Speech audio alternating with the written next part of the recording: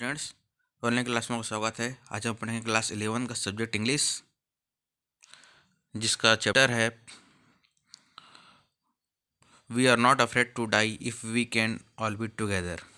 तो इसे हम पढ़ेंगे। ये चैप्टर का नाम जो है क्लास 11 इंग्लिश, और we are not afraid to die if we can all be together. ठीक है, तो इसको हम पढ़ेंगे। ये आपका जो है हॉर्नबिल वाला जो आपका चैप्टर है, ये वाला पोर्शन का है। तो चलिए इसको पढ़ते हैं। तो इसका जो पहला क्वेश्चन है वो इसमें लिखा हुआ है कि पहला क्वेश्चन जो है वो ये है कि list the step taken up the captain.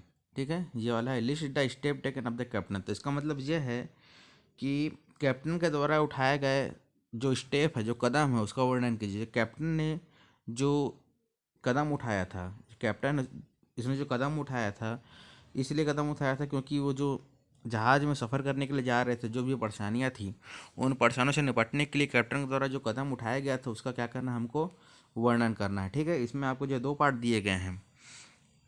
ठीक है, तो इसमें जो है दो पार्ट दिए गए हैं। तो आपको जो पहला पार्ट जो है ये है कि to protect the ship when rough weather began. तो ये है कि खराब मौसम में जहाज़ की रक्षा किस प्रकार की है। ठीक है, इसको बताना है। सेकंड है to check the flooding of the water in the ship, यानी जहाज़ में बढ़ते हुए पानी को किस प्रकार से रोका गया। इन दोनों का वर्णन जो है इसमें करना है अपन को। ठीक है, तो देखिए इस प्रकार से है ये। ऐसे नंबर 1 है to protect the ship when rough weather began, मतलब कि खराब मौसम में जहाज़ की रक्षा किस प्रकार से की है। तो उसका आंसर देखिएगा, इस प्रकार से है to order to protect the ship from rough weather the captain decide to stow the down.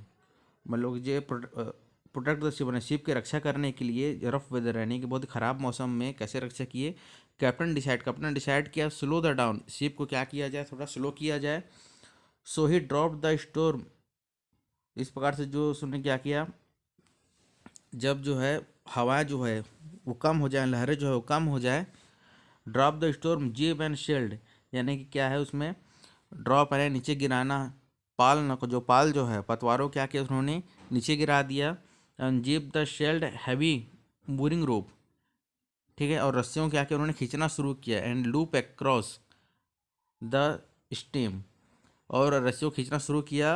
ठीक है, और रस्सियों को अच्छा टाइट करके उन्होंने क्या किया, उन्होंने बांध दिया। Then they double fisted everything and went through their lift raft drill. Then they double fisted everything, और उन्होंने क्या किया, जितने भी सामान हैं, उनके रक्षा उपकरण हैं, उनको क्या किया, उन्होंने समेटना शुरू किया। And went through their life raft drill, और जो उनका जो जीवन रक्षक जो नाव था उस पर क्या किया, वो जाना शुरू किए। ठीक है, इसका अगला सेकंड वाला है कि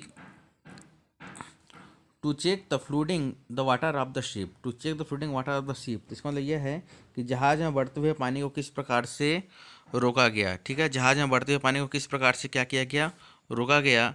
जिसको इसका आंसर ये है, सेकंड वाला है Larry and herb started pumping water out. Larry और हर्ब जो है, जो जो सेलर जो थे, वो स्टार्ट किया पंपिंग पंपिंग वाटर आउट, यानी कि पंप से पानी को बाहर निकालना शुरू किए। The captain stretches canvas and secured water proof hatch over across the gaping hole. जो कैप्टन जो थे उन्होंने क्या किया, कैनवास के ऊपर, कैनवास से क्या किया, कैनवास यानी कि जो नाव की जो दीवार होती है उसको क्या किया, उन्होंने सिक्योर करना शुरू किया, वाटर प्रूफ करना शुरू किया। हैच कवर यानी कि कवर करना शुरू किया अक्रॉस द गेपिंग होल, और जितने भी गेपिंग होल थे उसको क्या क्या भरना शुरू किया। When the two hand pump block and electric pump short circuit, जब दो जो पंप जो थे वो क्या हो गए, ब्लॉक हो गए, मतलब क्या खराब हो गए।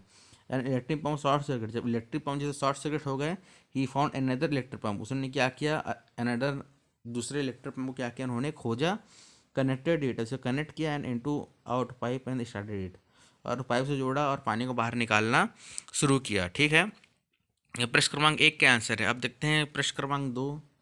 तो प्रश्न क्रमांक 2 है describe the mental condition of the व्यूगस एंड 4th and 5th जनवरी।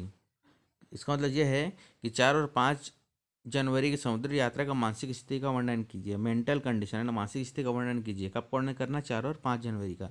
तो ऑन 4 जनवरी को द व्यूगस felt relieved after 30 hours and continuous pumping out water. ठीक है, उन्होंने क्या किया? व्यूगस यानी, ठीक है, तो इन्होंने क्या किया कि 36 घंटे तक लगातार क्या किया? उन्होंने पंपिंग किया। ठीक है, पंपिंग किया इन्होंने और पानी को क्या किया? उन्होंने बाहर निकाला। 4 जनवरी को they had their first meal and almost 2 days. उन्होंने अपना पहला खाना कब खाया?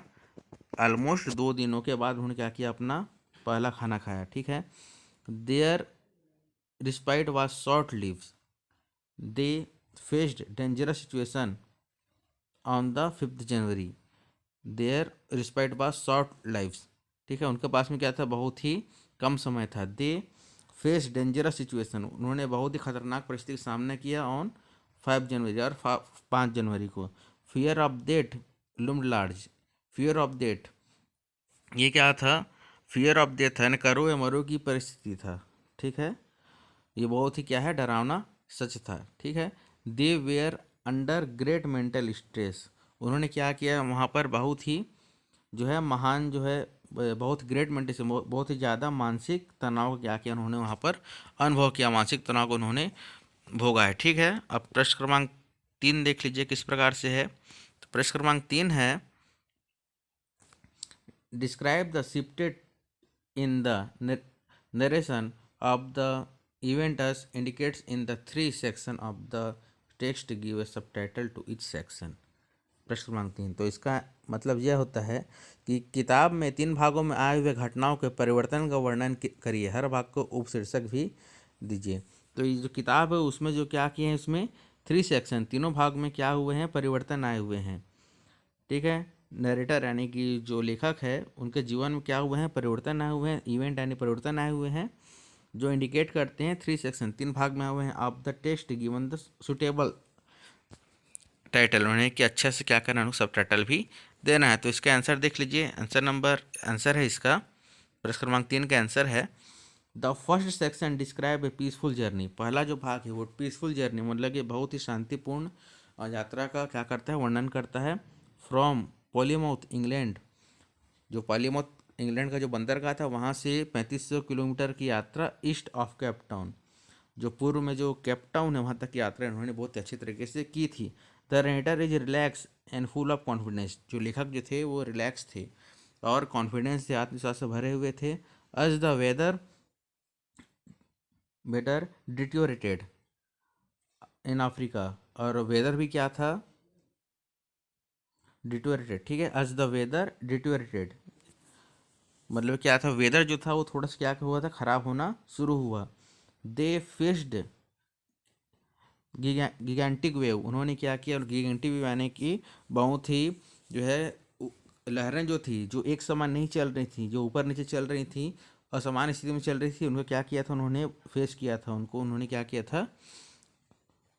फेस किया था। ठीक है, मतलब कि लहरों का सामना किया था। They took precaution to save them self, वो प्रिकॉशन लिए थे मतलब कि क्या लिए थे? सावधानी लिए थे। सेव देम सेल्फ यानी कि अपने आप को सुरक्षित करने के लिए क्या किए थे? वहाँ पर बहुत ही ज़्यादा सावधानी लिए थे। And struggle with a disaster, और डिजास्टर से इस प्रकार के जो है इस प्रकार का जो है प्राकृतिक आपदा से क्या किए थे? वो स्ट्रगल किए थे। ठीक है, the the narration becomes grim, यानी कि जो लेखक जो थे वो क्या हो गए थे? फिर से क्या हो गए थे? वह जो है परेशानी में फंसने वाले थे। But is escalated to fighting spirit, यानी कि फाइटिंग स्पिरिट यानी क्या होता है? उनके जो लड़ने की जो काबिलियत है, उनके अंदर आत्मविश्वास था और वो क्या किए थे? वो लड़ रहे थे। Confidence and strong will power, उनके अंदर में आत्मविश्वास था और स्ट्रांग विल पावर यानी कि बहुत ही ज़्यादा क्या थी उनके अंदर में? मजबूत विल पावर था, यानी कि मजबूत जो है किसी अपने आप को बचाने की शक्ति थी। By the morning of the journey 6, अब जो है 6 जनवरी की मॉर्निंग में wave walker road out of the स्ट्रोम, जो वेव वाकर जो उनका जो जहाज़ जो था, ठीक है, तो आउट ऑफ द स्ट्रोम यानी कि स्ट्रोम यानी कि तूफानों से क्या हुआ, उन बाहर आ गया। By the evening they side and he emerges island. By the evening they side यानी कि शाम के समय उन्होंने क्या किया, शाम के समय उन्होंने क्या किया कि एक सिग्नल दिया, उनके द्वारा सिग्नल दिया गया और ये क्या किया, एक आइसलैंड में आ गए। ठीक है, आइसलैंड में वो पहुंच गए। उसके बाद क्या हुआ कि the narrator is now relax. Narrator अब क्या थे, रिलैक्स थे। जॉय यानी कि खुश थे। Relief and complete confidence and appearance यानी कि वो क्या किया थे, कंप्लीट कॉन्फिडेंस थे। और उन्होंने जो है इस जर्नी को बहुत अच्छे तरीके से क्या किया था, उन्होंने पूरा किया था। अब देखिए सब टाइटल क्या होते हैं। The sub title of each section is section 1 careful journey यानी कि बहुत अच्छी जर्नी थी। तो सेक्शन 1 का टाइटल था। सेक्शन 2 का टाइटल क्या था, फेसिंग द वेव यानी कि उन्होंने क्या किया था, लहरों का सामना किया था। इस सेक्शन 2 का टाइटल था। अब सेक्शन 3 का टाइटल है सर्चिंग द आइसलैंड। उन्होंने आइसलैंड को क्या किया था, सर्च किया था। तो ये सेक्शन 3 का टाइटल है। इस तरह सेक्शन 1, 2 और 3 तीनों के टाइटल यहाँ पर जो क्या किया, बहुत अच्छे तरीके से दिए गए हैं। ठीक है, तो ये जो है आपका क्वेश्चन आंसर जो है ये कंप्लीट होता है। ठीक है, और ये जो क्वेश्चन आंसर है इसको आप लोग कॉपी में लिखिएगा। We are not afraid to die if we can to be together, इसको कॉपी में लिखिए। और जो समझ में नहीं आता है तो आप मुझे कमेंट बॉक्स में कमेंट करके गूगल क्लासरूम में आप मुझे पूछ सकते हैं। तब तक के लिए धन्यवाद।